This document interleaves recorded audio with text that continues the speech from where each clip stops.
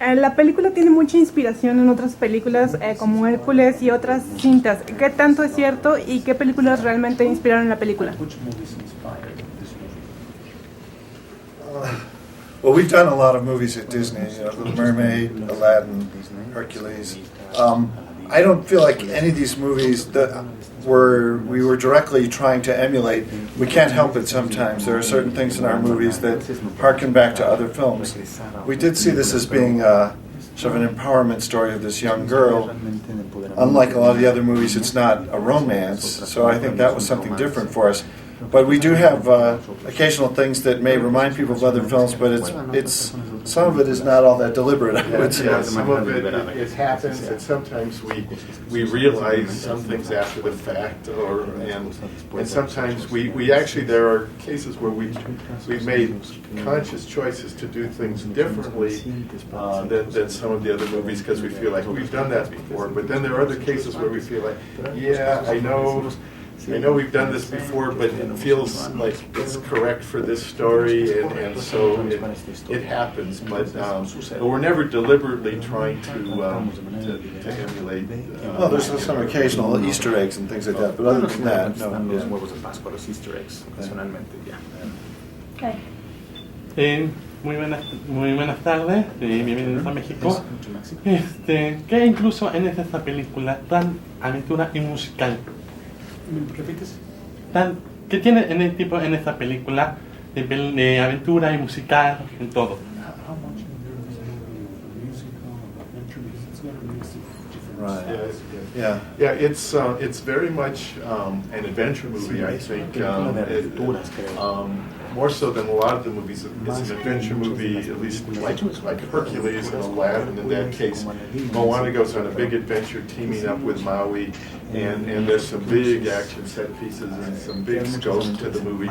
But it also, the music, I would say, is very integral to the story. The music really helps tell the story, and characters sing. It isn't just sung over action, but they actually on stage sing. It's a convention that we like, and we think you get a certain amount of power and emotion from. It's sometimes difficult in live action to do, for people to accept the stylization of people actually breaking into song, but we think animation is more sort of forgiving of that. And we really like the power you get out of seeing someone sing on stage when they're really singing their emotions in a way that would be difficult to express so openly. I think it just gives you insight in the character. We just like that form. Yeah, there are aspects of the movie that I think could be compared to Lion King, which we did not work on. That was not one of our movies, but in terms of the collaboration on that movie between Elton John and Lebo M, who brought the African influences in the movie. In this movie, we were very inspired by the music we heard in the Pacific Islands, and the first person that was part of our musical team was Opatai Fawai from Samoa, and he's part Tokelauan. And really brings the roots feeling. I mean, he's very connected to the roots of the Pacific Islands. And but we were looking, and then we also involved Mark Mancina, who was involved with the Lion King in terms of pulling those influences together. But we felt like we needed someone who was really good with storytelling, narrative songs that can work their way in a story and tell that. And we met about 3 years ago with a lot of the top musical talent on Broadway in New York, and the guy that we were most impressed with at that time was a young guy named Lin-Manuel Miranda, up and coming. Well, Hamilton hadn't reached the stage yet, so we had never heard of Hamilton. We heard him in the Heights, and we heard the music from that, and we loved the way in that play he went from Spanish to English and back and forth, and we thought in our movie we'd have Pacific Island languages going back and forth with English, and he was so comfortable with doing that and comfortable with working with another musician from the South Pacific. Some of the other composers felt like, I want to do everything, I don't want to collaborate. He was very collaborative with both those musicians and with us, and he's so witty and so heartfelt. And we also heard his songs he wrote for the Tony Awards. He wrote these jokey songs that Neil Patrick Harris would sing, and they're just hilarious. So we thought like he could do both the comedy things, the sincere things, and then we just heard about this incidental little hip-hop musical he had thrown together somehow, this Hamilton thing. For public theater. For public theater. We thought, well, Yeah, that's nice. In a few weeks you'll be done with that. You can get serious about this. We didn't realize he would become one of the busiest people in the world. Other than Dwayne Johnson. Yeah, the two busiest people. Yeah. So Yeah. a lot of times, because he was, with everything else he was doing, he was performing on Hamilton. While we were working with him, he was performing sometimes twice a day and every night. And usually the times we would meet with him would be just before he's about to go on stage to perform on Hamilton. So literally in his dressing room, and he'd be eating Chinese food before he went on stage and talking to us. Or he actually had thrown his neck out at one point. He had some crazy device to kind of loosen up his neck, and he'd be talking to us about the songs. And that's just the way it went for like 6 months or whatever. As we went back and forth, he'd send us material, we'd react, we'd send notes, and it was a great collaboration with him. Antes de su siguiente pregunta, ¿pueden decir su nombre y medio, por favor? ¿Listos? Hi, welcome to Mexico. Nice to meet you. Thank My you. name is Min Silva. I'm from Guayalince, and I have two quickly questions for you. The first is: have you ever felt like Moana? Like, who are you, and what am I doing here? Right. And the second one is: well, you have your allegiance at Disney. But these times did you make different animations, you work with different people and young people, Yeah. like they call millennials. Yes. How was for you? Those people are scary, aren't they? No, we are not. No, okay. I have children who are millennials, and I'm only mildly frightened of But them. how In was it terms for of your you? first question, Okay. yeah, I could relate to Moana as a teenager. I think because I grew up in Iowa in the United States, and when I was a kid, I actually was a huge Disney fan, and I actually, when I saw Pinocchio at the age of 9, I actually wanted to work at Disney, and that was my goal. That was sort of my dream, was to someday work at Disney, and I worked at that, and. In Iowa at that time, that was like the craziest thing you could possibly want, and no one took that seriously.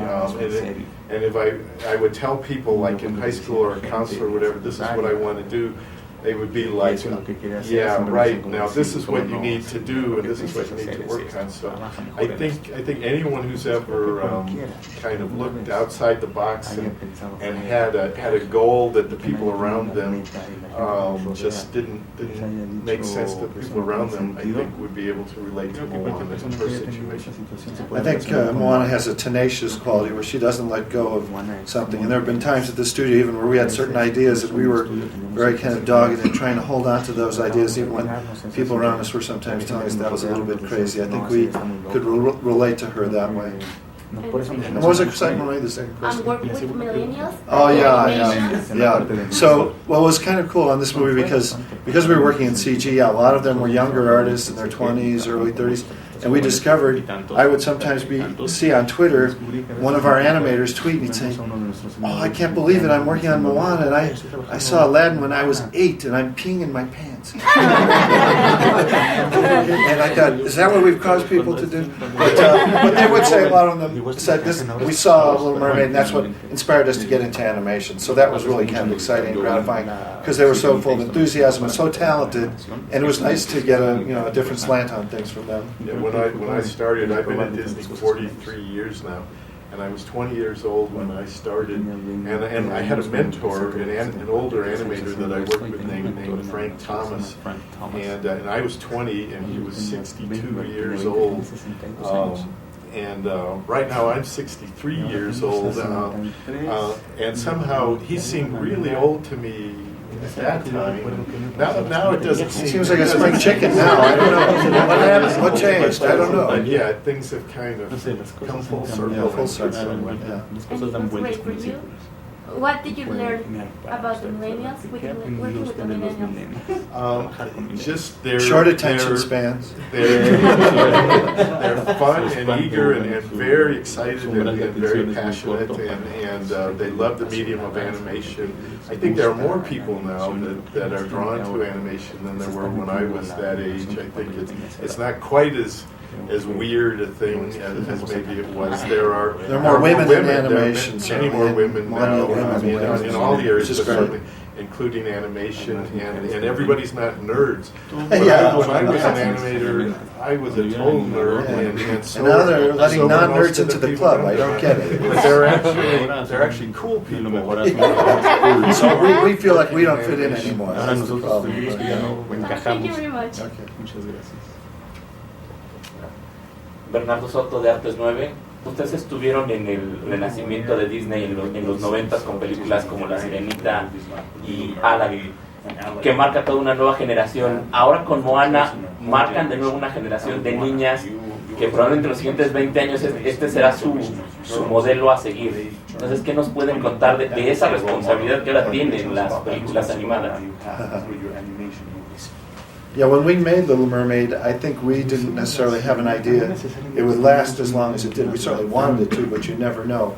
And certainly we've learned anecdotally from a lot of people. They say, even the reporters we talked to today, oh, I saw Little Mermaid when I was 8 and it changed my life and all that, which is great. So I think we know now Moana will change some young women's lives, and we feel good about that, and even young boys too, that we think she's a good role model, that she really has a lot of determination and tenacity. She doesn't give up, and she has empathy too. Though she really feels for the people, and both for Maui and the ocean, and it's that empathy for even the villain of the movie. Sort of redeems the villain. And probably more than any of the other heroines that we've done in the past, she is a true hero.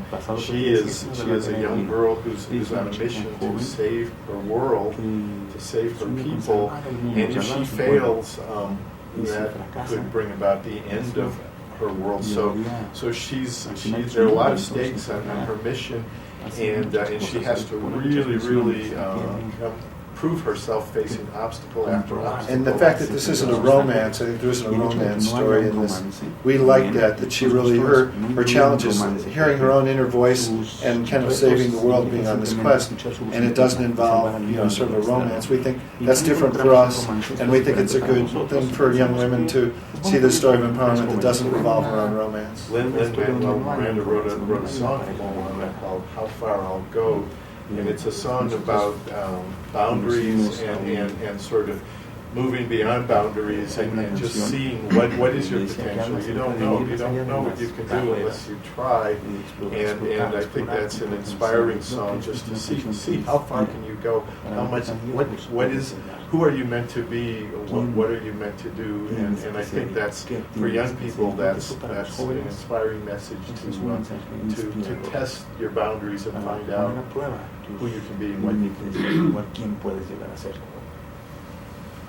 Hi, Arturo Tobar, movies. We've grown accustomed to not having musicals in Disney movies. It's something that was left behind. But there's also something that really calls my attention. There's not really a villain in the movie. The consequences are the villain. Yeah, right. How was it that you get to choose a movie that combine those characteristics? And second, well, thank you for giving us Okay. Yeah, we knew early on this movie didn't really have a conventional villain. And in earlier versions, the Taka character actually spoke, so they could talk a little bit about their agenda. But as the movie evolved, we thought it was more mythic to not have Taka speak. So this island, so it became more of a force of nature. It was a different sort of story for us that way, and a challenge because there wasn't as clear a driving agenda from the villain. But we felt we had this great dynamic between Maui and Moana, trying to confront this, that we thought kind of filled the gap left by not having that villain there. There's some more humorous villains along the way. Yeah, the Kakamora, Tamatoa, the egotistical crab.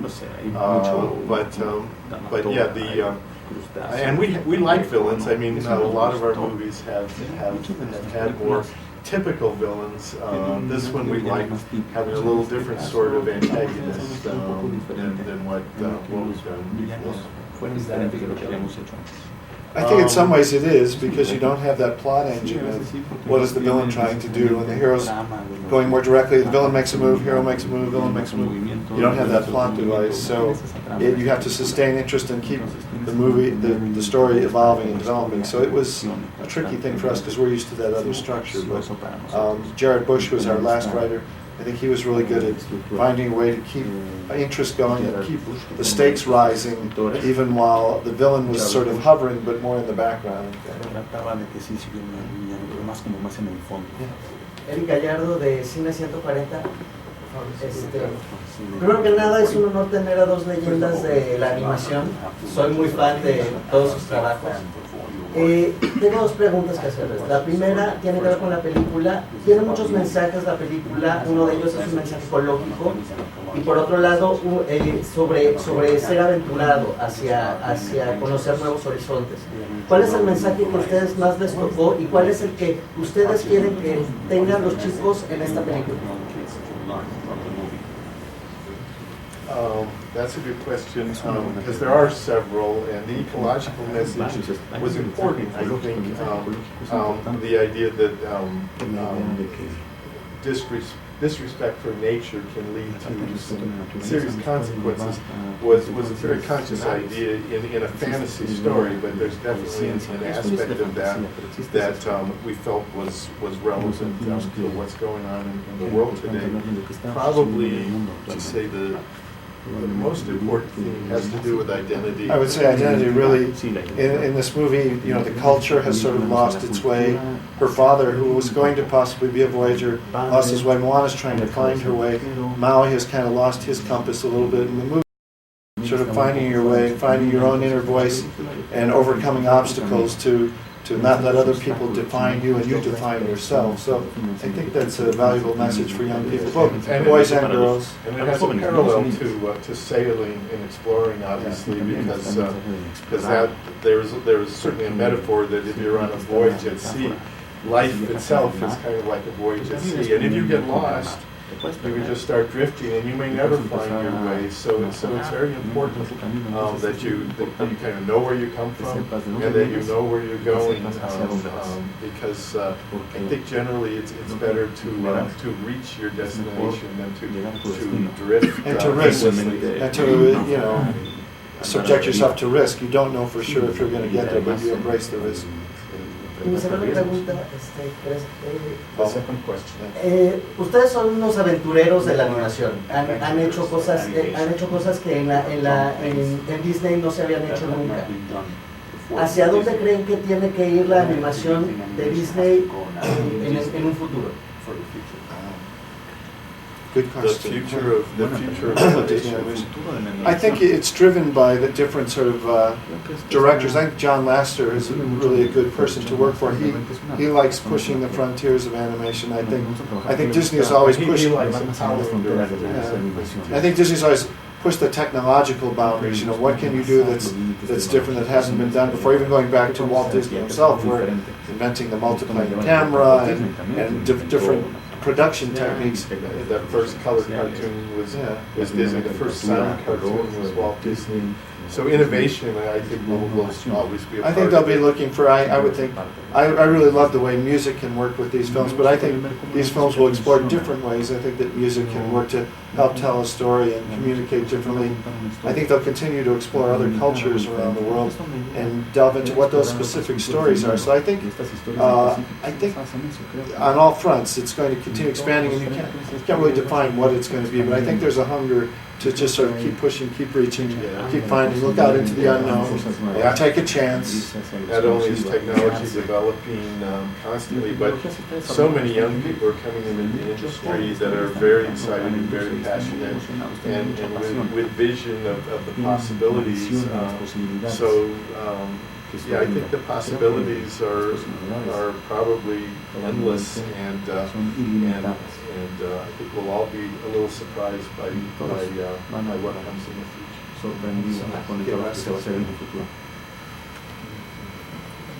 Hugo Campos de Disney News. A mí me gustaría que nos contaran su participación artística con las personalidades de los personajes Hehe y Pua.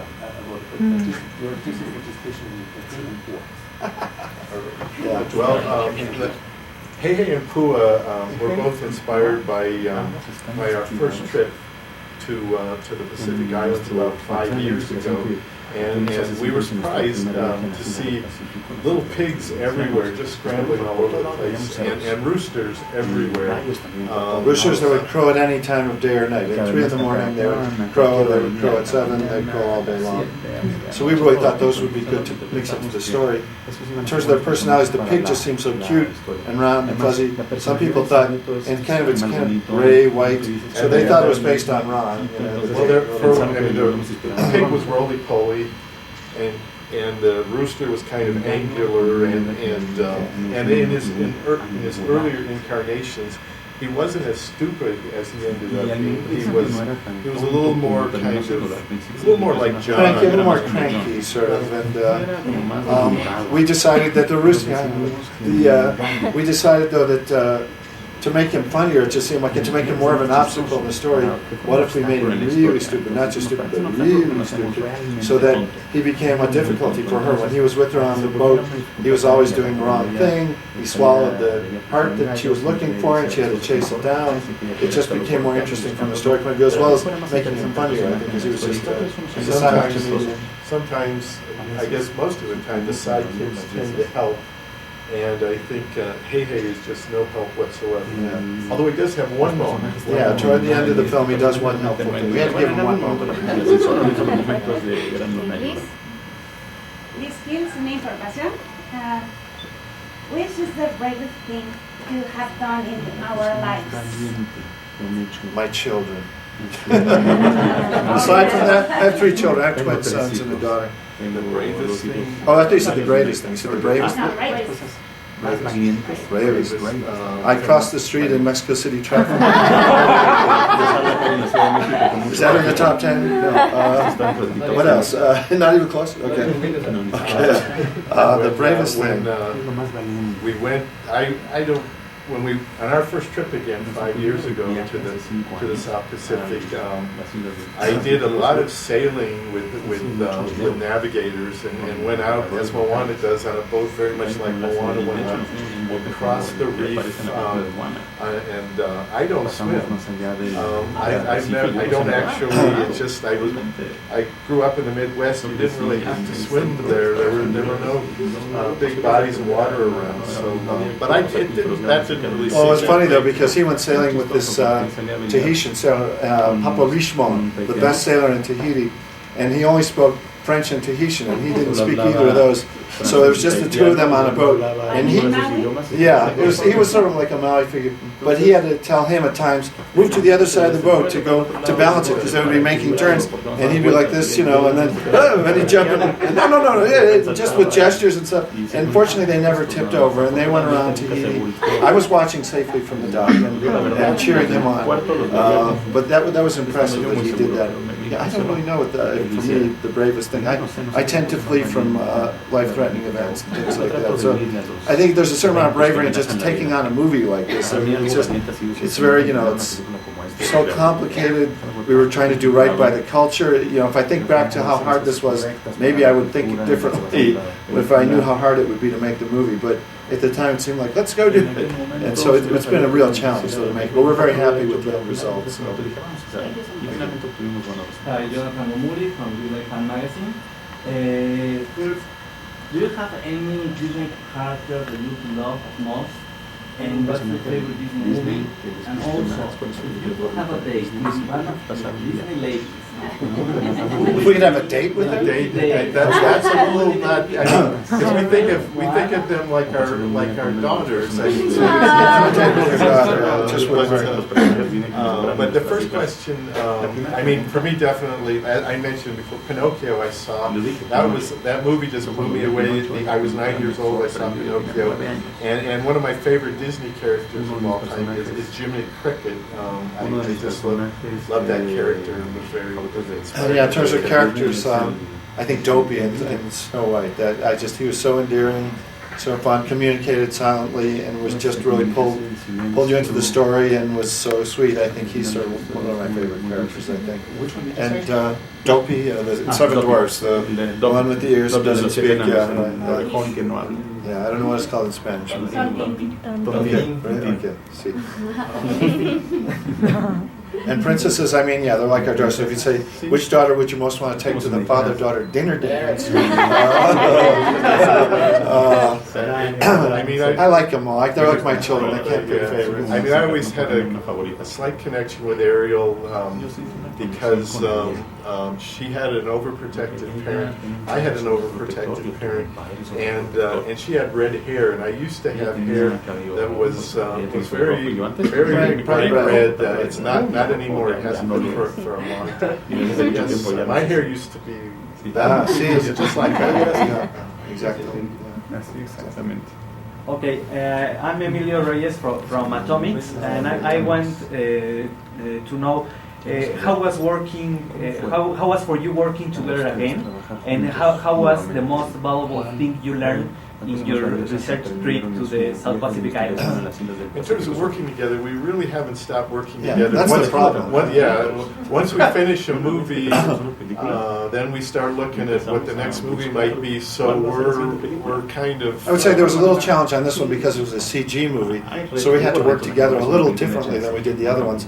On all the other movies, we divided the movies up into sequences, which is the traditional Disney way, and he would sort of direct certain sequences, and I would direct certain sequences. This movie, we did not do that. We both directed everything, so that made for a little more overlap, but we worked it out, so that worked out. What was the second question? The most valuable thing that we learned? On our trip? I think the importance, one of the things was just their pride in being the greatest navigators in the world, that really it was such a source of empowerment to them that they almost did this great nautical feat that was almost like sending a man to the moon, that without any instruments at all, just using dead reckoning, their knowledge of the stars. Before the Vikings, before the European explorers, and we really didn't know that much about that, I would say one of the other ones was that they thought of the ocean, learning that they thought of the ocean as a living, breathing creature with feelings and emotions. That really changed the way we thought. You know, the ocean in the original story was just a mode of transportation, but then once we came back from our trip, we said, no, the ocean's got to be a character. We've got to do scenes where the ocean has an emotion and an attitude and a point of view on things. And that was, we didn't learn that until we went to the islands. There was a lot of very moving, very emotional things that happened, particularly on that first trip. One of them was meeting with one of the elders in Tahiti, whose name was Papa Mape, and he talked to us a lot, and with a translator actually, because he did not speak English. But one of the things he said to us was, for years we've been swallowed by your culture. One time, could you be swallowed by our culture? And we really sort of took that to heart, and we felt like it was our experience with that culture was very profound, and we learned so much from the people that we met, and we really wanted in the movie to capture some of the feeling that we had in terms of our adventure on that journey, on that trip, and hope very much that the people from the islands, not just the people that we met, but the people in general would feel that and recognize that we really tried to be respectful and to sort of tell their story as to our best ability. De la mejor manera posible. Vicente Cabrera de Monsters and Geeks, el señor presidente. Hace tiempo se decía que lo más difícil de animar era el cabello y el agua en este tipo de películas. Ustedes lo hicieron maravillosamente con Moana. Entonces mi pregunta es, ¿cuál fue el reto mayor que tuvieron técnicamente en esta película? Was it water or hair? Well, both of those were the funny story is, I mean, the water was very, very difficult. Absolutely. The hair was very, very difficult. But we have brilliant people, and they were really up to the task. But if you ask the people working on the movie what was the hardest thing in the movie, the most thankless thing as well. Well, but also difficult. It was just very, very difficult. So they would say the ropes. the ropes on all those ships, how they moved, how they looked, how they overlapped, when are they, how long are they, it was just a nightmare of trying to keep up with that. And no one will ever notice them at all, but they were very difficult to do, and yet there was a lot of attention to getting the ropes correct and what the people are doing with the ropes. Yeah, we actually had Skype calls with Fiji where we talked to this great sailor, the Angel, and we had diagrams of the boats, and he was saying, no, you've got that going wrong, the wrong part of the boat, and really you pull it this way to make the boat go this way, and he gave us sort of impromptu kind of sailing lessons to our animators as well. They kind of had to learn the basics of sailing, and that was a challenge. But certainly the hair, they developed this new technology where, in this movie, as I even understand it, they really sort of built every strand of hair. So when it was blowing in the breeze, or it was wet, they could make it move so believably and poetically, really, I think. And then the water was this combination of effects animators and character animators because they had personality. So they had to work back and forth, creating both the performance and all the believable refraction, reflection, bubbles, wave amplitudes, and speed, and all that. It took a lot of research to even get to that point, studying real waves, but then caricaturing it and adapting it. And it was a lot of testing. There was a lot of, at the beginning, there were the people in charge of that who basically say, we don't really know how to do this, but we'll figure it out. They did. Yeah, we just kept going. Okay, we hope by the time we get to this point, you've caught up and given us the tool that we need. We'll keep zigzagging with the story, and I hope we meet you over here. And we did. By the time we got to it, they had worked out a way where even the buoyancy of the boat on the water, they had a way of almost automating that where, given these waves, the boat would move like this, so otherwise we never would have gotten the movie done. Hi, my name is Mariana, and I'm from Tomatazos, which is Rotten Tomatoes in... Oh, okay. Spanish Mexican Rotten Tomatoes? Yes. So, my question is, like you said, this movie is more about an adventure.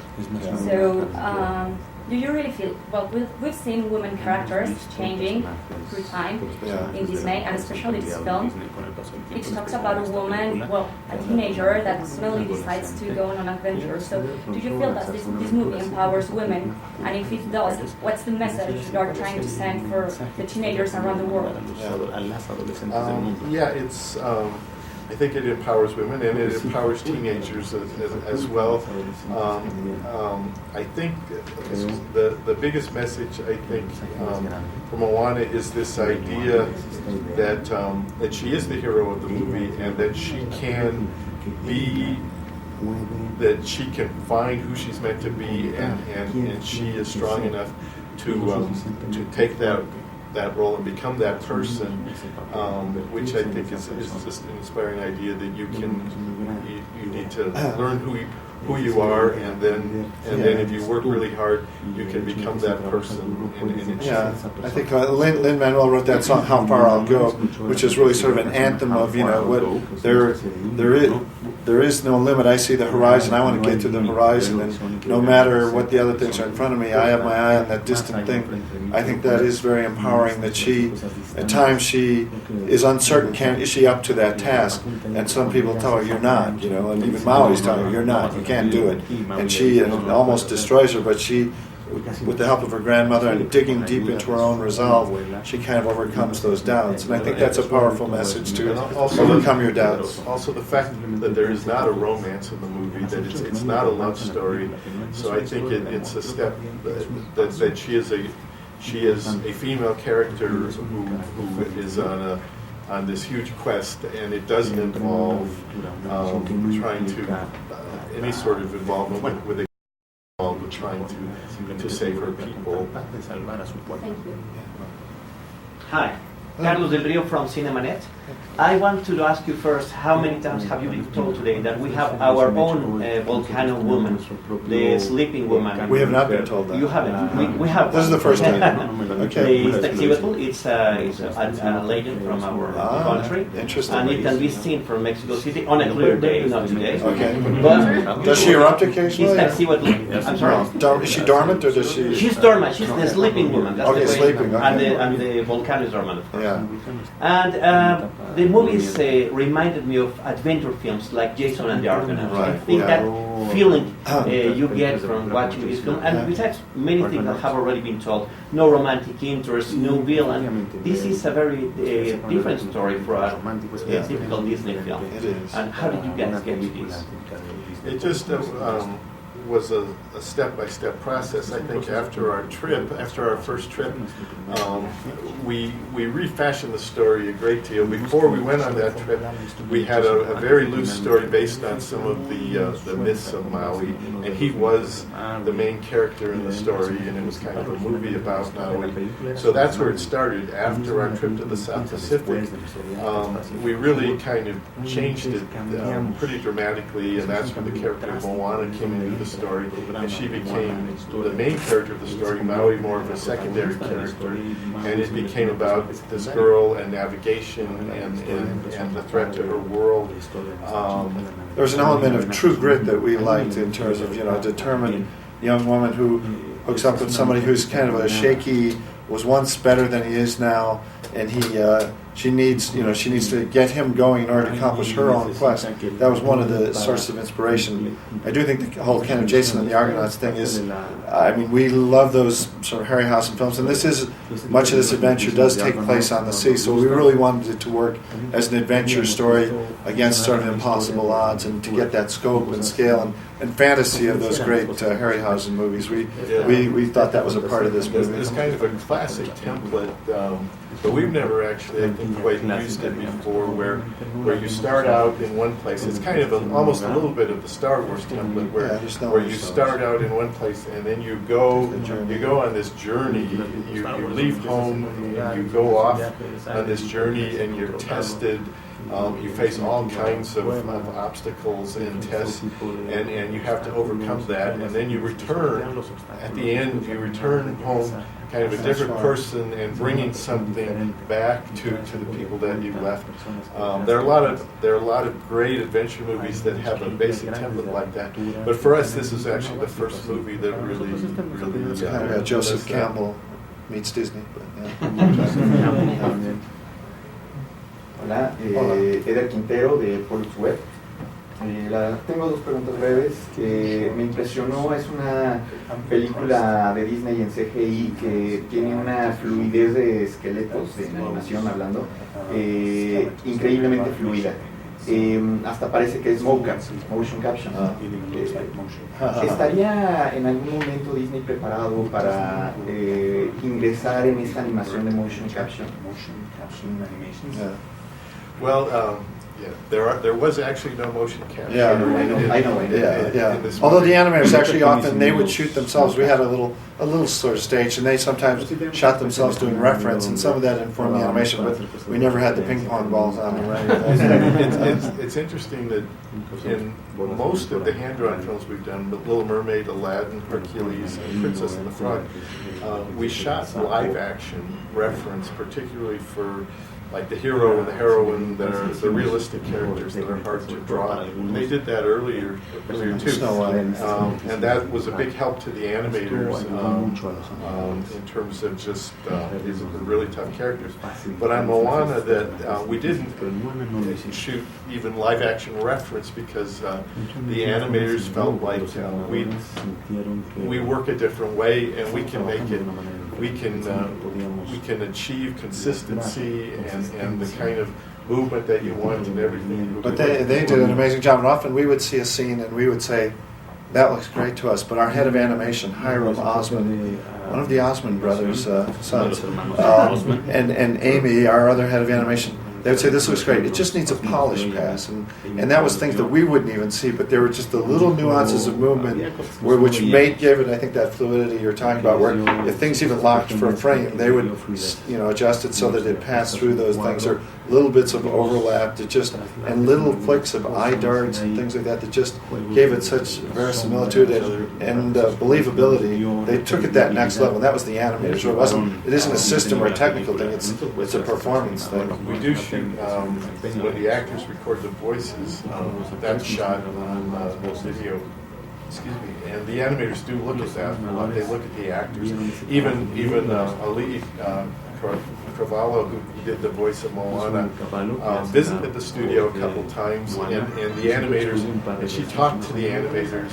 But not only while she was talking to them, they were studying everything that she was doing, the way what she did with her hair, just how she moved, and they just sort of latched when she was recording her line, sometimes her hair stuck out in the way, and she would just kind of quickly tie it up in a knot. And so we were like, let's use that in the movie. Also, the hair is complicated, so from a technical point of view, the people who had to do the hair said, yeah, can you tie the hair up sometimes so that it's a little easier to handle? But it really gave her a character beat. To even Maui, he ties up his hair briefly, partly for both of those reasons, to simplify his hair, because he kind of looks cool with his man bun up there. So it was a process of ideas and trying things out, and it was one of fun. the interesting things about CG animation was it's different than hand drawn, and there are advantages both ways, but it's easier to change and manipulate and go through different iterations and even sometimes we'd look at a scene early in the week and there'd be notes and go through things, and the scene would sort of go through an evolution, and sometimes we'd see it on Monday and talk about it by Friday, it had developed quite a bit from where it started, and that was a little different than what with hand-drawn animation, once you've animated a scene roughly, to change it is hard. It involves a lot of redrawing. But if it's CG, again, there are changes, but they felt like they were more doable because you had more of a skeleton to work with that you could kind of manipulate in the computer, and it wasn't the labor of redrawing every single drawing. So it gave us more iterations of the acting, actually, than we got in 2D, which helped the performances. So we have 5 minutes left, and we have And we have 20 more so people. If we can do it quickly, that would be great for us. Thank you. Enrique, the portrait. First of all, congratulations. It's a great movie, beautifully crafted, and the message is amazing. So the actual question is, there's a lot of themes in this movie. Classic road trip with Moana and Maui. We have comedy. We have the environmental message. We have the adventure, the coming of age, the defy the established society rules, and all that. So, was this the criteria you used to filter all the amazing cultural aspects that you found in the South, in the islands? Because there's just like, there's 5 different interpretations of Maui, each in one island. So how do you absorb all this and put it into the themes of the movie? Yeah, it was a challenge, although we were encouraged in a way because, like in the case of the character of Maui, he is Pan-Pacific. Different islands have different legends on him, the way he looks, the stories that were told. And even within an island, when we went to visit the islands, we heard stories where we would be told something and then you would go just a mile away and they'd say, no, that's not how the story goes. Because it was an oral, some we'd go just half a block away, because it was an oral culture, nothing was written down. So as you tell a story, it gets embellished, it gets translated. That's not the way I heard it. Yeah. In fact, we used to have that line in the movie when Maui was saying something about himself. Well, that's not the way I heard it.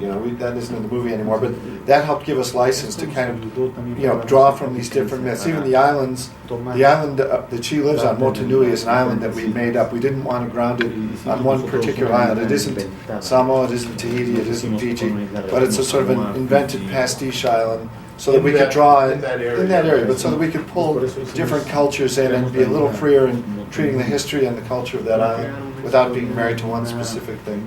Kind of an uber Polynesian island. Yeah, and actually when we got back from our first trip, before we even approached the story, we just kind of had a board or a couple boards of these are things we want to get into the movie. So what kind of a story would actually, what is kind of a story where we could get navigation, a living ocean, where we can get being out on the sea and the extended families we saw, they're not just a nuclear family, but the extended family.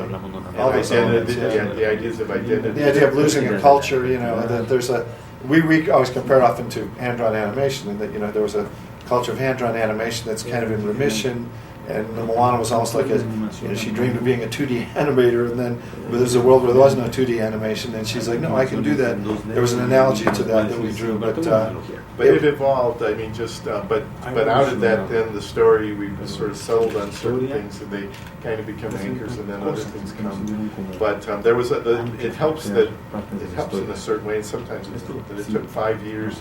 That it's a process. It's a process. There were certain avenues we went down that we bumped into a wall. Whoop, let's go this way. And many story changes during the making of the film that evolved quite a bit from our very first script and first pitch, first script that Taika Waititi wrote, and as it evolved, it changed quite a bit. Thank you very much.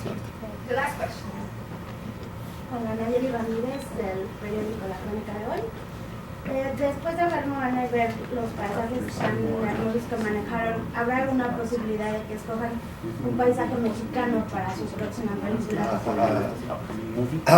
I mean, we're not really allowed to talk about things that are going on in the development of Disney. But Disney always has multiple movies kind of going on. There's a very rich culture in Mexico, which I think, and in Latin America generally, and in the world. But I think Disney is looking at a variety of cultures to explore.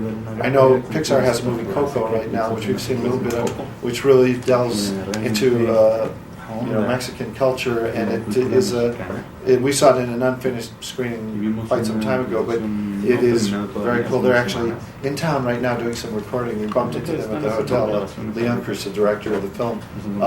I do think Disney will try and embrace, stories from around the world, and certainly Mexico is an ideal place to draw on these great tales and culture and costume and song and music and all that. So it wouldn't surprise me at all.